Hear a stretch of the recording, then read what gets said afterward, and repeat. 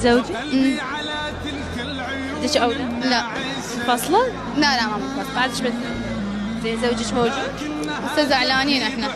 يعني حلو انت اذا ما تحكي ويا زوجك اهله ما اي اهله وياي، ما اصلا يتعاركون وياي على موده.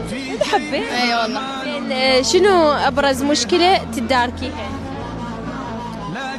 والله كل المشاكل حمليها؟ اي، او اصلا أنا كتومه، يعني هذا اكثر شيء يضوج امي بي، لين اكتم. انت بتحسي روحك صغيرة؟ كلش، بس انا على حب اخذته، واهلي اصلا ما كانوا راضين. قد يشوفني هسه هو. اي والله.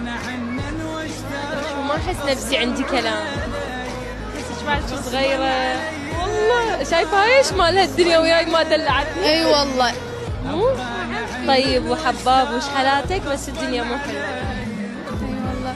لو باخر الدنيا ودوم لازم